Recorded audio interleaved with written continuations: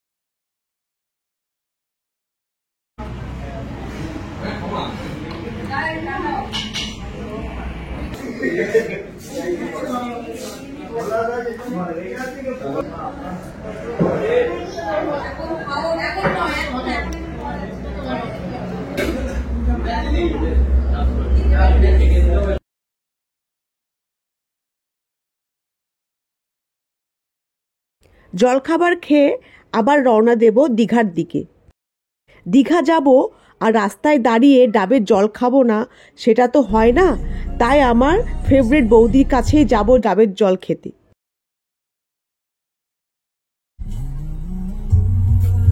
দীঘা যাওয়ার পথে ডাব খাবো না, এটা হতে পারে না। তো রাস্তায় ডাব দেখতে পেলাম, তো ডাব খেয়ে নিই, ব্রেকফাস্ট করেছি, ডাব খেয়ে একটু টেস্টটা মিটিয়ে নিই, তারপর আবার দীঘার দিকে রওনা দেব। কলকাতা থেকে দীঘা যেতে হলে আপনারা কাঁথি পেরিয়ে সৈকত সুন্দরী রাস্তাটা নেবেন, অর্থাৎ যেটিকে দীঘা ম্যারিন ড্রাইভ বলা হয়।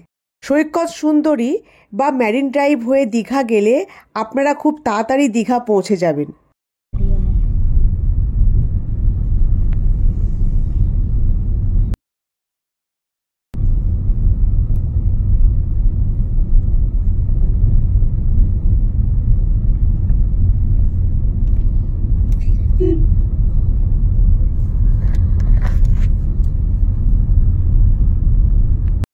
এখন আমার ঘড়িতে ঠিক 9:30 বাজে।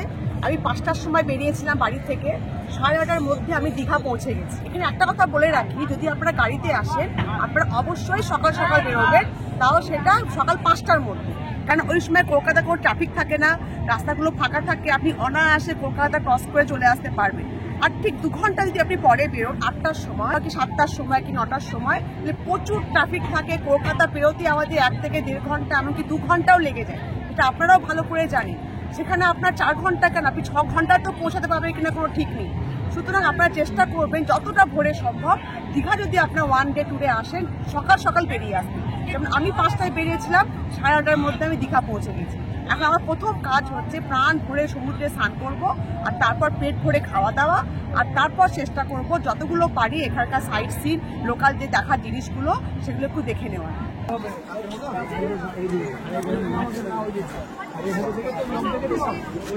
আবার হেঁটে যাবে নাকি? কেন এই সাইডটা নিয়ে নাও, যাও সাইডটা নেও।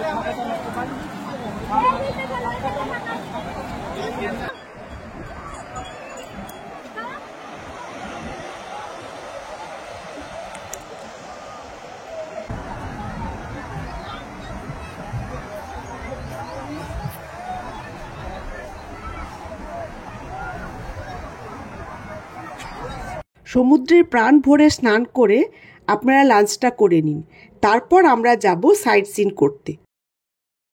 সাইট সিন করে আমি আপনাদের বলে দেব যে হোটেল বুকিং না করে আপনারা কোথায় স্নানের জামা কাপড় চেঞ্জ করতে পারবেন আর পরিষ্কার জলে আবার স্নান করতে পারবেন। আর এই সমস্যাটি হলো আমাদের দীঘা ওয়ান ডে ট্যুরের খুব বড় সমস্যা, যে একদিনের জন্য এসে 500 টাকা 1000 টাকা দিয়ে হোটেল বুক করতে অনেকেই চায় না। আর সেই সমস্যার সমাধানটি আমি বলে দেব। দীঘা সাইট সিনের প্রথমে আমরা চলে আসব ঢেউসাগর পার্কে।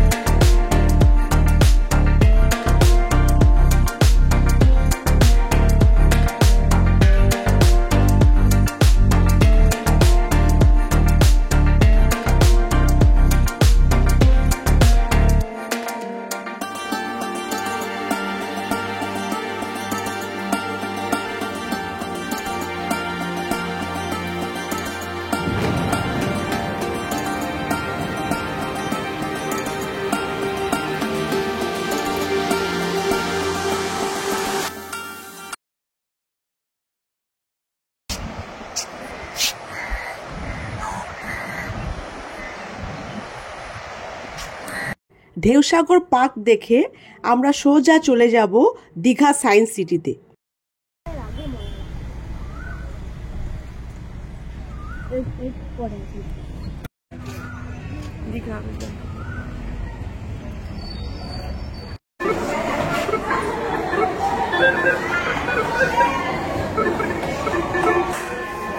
ও লাইট জ্বলছে না?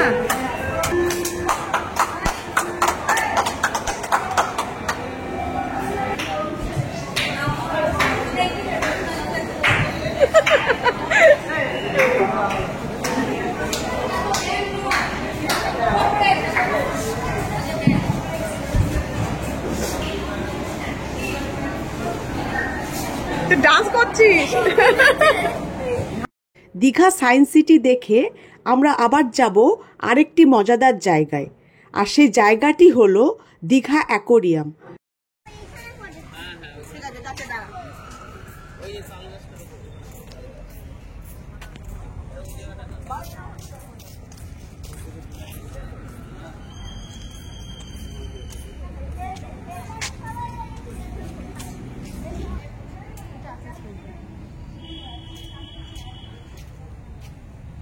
আমাদের ওয়ান ডে দীঘা ট্যুর এখানেই শেষ।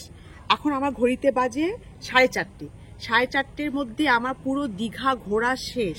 মানে বুঝতেই পেরেছেন, আমি 9টা 9:30টার সময় এখানে ঢুকেছি। ঢুকে আমি স্নান করেছি, তারপর খেয়েছি, খেয়ে টেয়ে রেস্ট নিয়েছি, কিছুক্ষণ বসেছি, তারপর সাইট সিন করেছি। মানে একদিনে আপনি যদি চান ঠিকঠাক টাইমে যদি সকাল সকাল বেরোতে পারেন, স্নান করে খেয়ে দিয়ে আরাম করে আপনার একটা দিন দীঘায় আপনি আরাম করে কাটিয়ে দিতে পারবেন। কোনো হেক্টিক হবে না, কোনো কষ্ট হবে না, প্লাস সব টুরিস্ট স্পটগুলো ঘুরে নিতে পারবেন। 4:30-র মধ্যে আপনার ঘোরা শেষ হয়ে যাবে। এখন আমি ফিরবো কলকাতায়, একটু চাটা খাবো, খেয়ে কলকাতায় ফিরবো। খুব বেশি হলে 5-6 ঘন্টা লাগবে, 10টা-11টার মধ্যে আমি বাড়ি পৌঁছে যাবো। এখানে একটা কথা বলে দিই, আপনারা ট্রেনে করেও আসতে পারেন। কিন্তু ট্রেনে করে এলে একটা কি অসুবিধা, আপনাকে ট্রেনের টাইম মতো চলতে হবে। আসার সময় একটা ট্রেন ধরার ঝামেলা, আবার যাওয়ার সময় আপনাকে ট্রেনের টাইম মতো তাড়াতাড়ি করে সবকিছু ঘুরে নিতে হবে।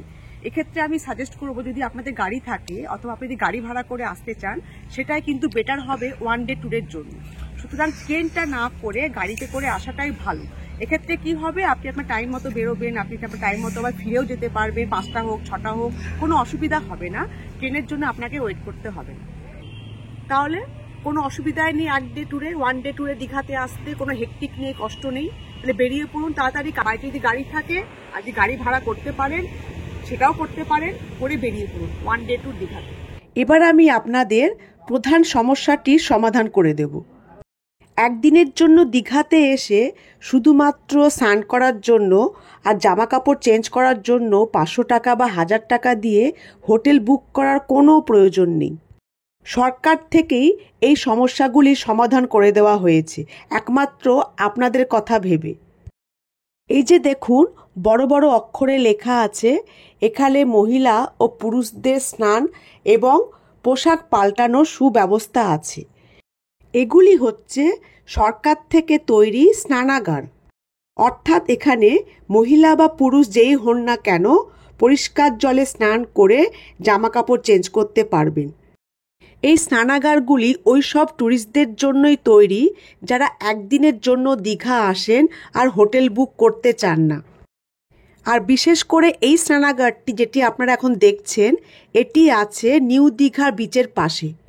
শুধু একটি নয়, আরও অনেক স্নানাগার আছে। যেমন দেখুন, এই যে মিত্র ক্যাফে, এই দোকানটি আমরা অনেকেই প্রায় সবাই নিউ দীঘায় দেখেছি। মিত্র ক্যাফে, এর নিচেই লেখা আছে মহিলা পুরুষ বলে। এই সবগুলি হচ্ছে স্নানাগার। আমি আরেকটি স্নানাগার দেখাচ্ছি, এটিও নিউ দীঘাতেই আছে। সুন্দর একটি বিল্ডিং, এগুলি সবই স্নানাগার। তা যেমনটা আমি বললাম, যেমন আমি দেখালাম, মিত্র ক্যাফের নিচে, নিউ দীঘা যে মিত্র ক্যাফে আছে ওর ঠিক নিচেই দেখবেন মহিলা পুরুষ বলে লেখা আছে। ওইগুলো হচ্ছে সব স্নানাগার, ড্রেস চেঞ্জ করা যায়, স্নানাগার ওই হিসাবেই ওগুলো তৈরি। যারা দীঘার টুরিস্টরা আসবে, স্নান টান করবে, সমুদ্রে ড্রেস চেঞ্জ করবে, ফ্রেশ হবে, আবার ঘুরতে বেরোবে, সেই পারপাসেই কিন্তু তৈরি। আরও দুটো দেখালাম, সেগুলো কিন্তু সরকারের, পশ্চিমবঙ্গ সরকারের। ওইগুলোতেও আপনারা ড্রেস চেঞ্জ করে নিতে পারেন, কোনো অসুবিধা নেই, পরিষ্কার পরিচ্ছন্ন। আমি তো ভেতরে ভিডিওগুলো দেখাতে পারবো না, সেগুলো তো ইলিগাল হয়ে যাবে দেখানো। আমি বাইরে থেকে দেখালাম, কিন্তু আমি নিজে ঢুকে দেখেছি, খুবই পরিষ্কার, ড্রেস চেঞ্জ করা যায়। আপনি ড্রেস চেঞ্জ করে আবার ঘুরতে বেরোন, কোনো চিন্তা নেই। 500 টাকা 1000 টাকা কোনো রকম কোনো হোটেল বুকিং এর প্রয়োজন নেই। শুধু এখানেই না, এরকম প্রত্যেকটি বিচের কাছে যেখানে আপনি দেখবেন যে লোকে স্নান করছে, সেখানে জমজমাট, সেখানেই দেখবেন একটা করে স্নানাগার তৈরি করা আছে। যদি আপনারা খুঁজে না পান, কাউকে জিজ্ঞাসা করে নেবেন, কোনো দোকানদার ডাঙবলা, তারা আপনাকে বলে দেবে। কিন্তু আছে, প্রত্যেকটা বিচের পাশে পাশে এরকম 2-1টা করে স্নানাগার তৈরি করা আছে সরকার থেকে, যাতে বাইরে থেকে টুরিস্টরা একদিনের জন্য এলে হোটেল বুকিং না করে এখানে ড্রেস চেঞ্জ করতে পারে। একটা মহিলা হয়ে আপনাদেরকে বলছি, এরা মহিলা বিশেষত, তাদের তো প্রবলেম হয় দীঘায় এলে, কোথায় ড্রেস চেঞ্জ করবেন, কোথায় কি করবে।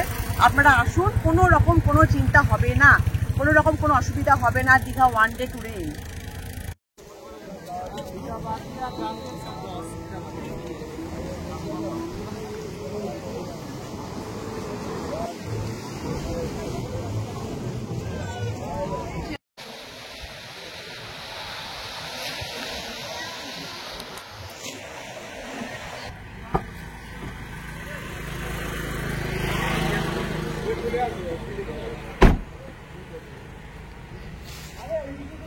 ডট 5টা বাজে, আমি রওনা দিচ্ছি কলকাতার জন্য। আশা করি 10টার মধ্যে বাড়ি পৌঁছে যাব।